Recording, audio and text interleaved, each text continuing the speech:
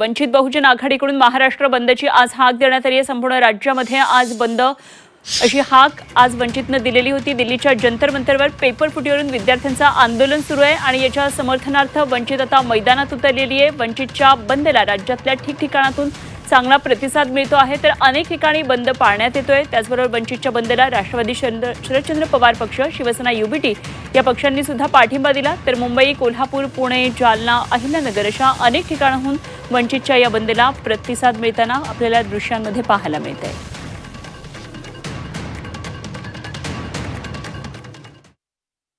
अहिल्यानगर शहराशेजारी असलेलं भिंगार शहर हे कडकडीत बंद आहे। भिंगार शहरातल्या मार्केटमध्ये मी सध्या आहे आणि या मार्केटमध्ये असलेले सर्व दुकाने 100% बंद आहेत। ही जी बाजार आहे याला शुक्रवार बाजार किंवा जुम्मा बाजार असं म्हटलं जातं। या ठिकाणी सकाळी 10च्या दरम्यान मोठी गर्दी असते, मोठी खरेदी विक्री या ठिकाणी होत असते आणि या ठिकाणी कडकडीत बंद असल्यामुळं फक्त या ठिकाणी जे कायम येणारे लोक आहेत तेच या ठिकाणी पाहायला मिळतात। दुकानं 100% बंद आहेत। या ठिकाणी वंचित बहुजन आघाडीकडून हा भिंगार बंदची हाक देण्यात आली होती आणि त्याला 100% प्रतिसाद मिळालेला आहे।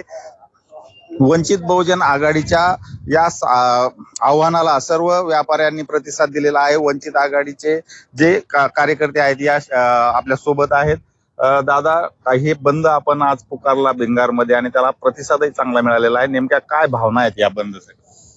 नक्कीच या ज्या बंद माग जे भिंगारवासियांनी आणि आमचे जे पदाधिकारी कार्यकर्ते यांनी जे परिश्रम घेतले त्यांच्या सर्वांचे मी मनपूर्वक आभार मानतो। पहिले कारण त्यांना या गोष्टीची माहिती आहे की उद्या येणाऱ्या भविष्य काळामध्ये आपल्या मुलांचं जे भविष्य आहे ते धोक्यामध्ये आहे, म्हणून त्या अनुषंगाने भिंगारवासियांनी हे बंद पुकारला आणि त्या महाराष्ट्र बाळासाहेब आंबेडकरांच्या बंदला जे प्रतिसाद दिला त्याबद्दल त्यांचे आभार मानतो।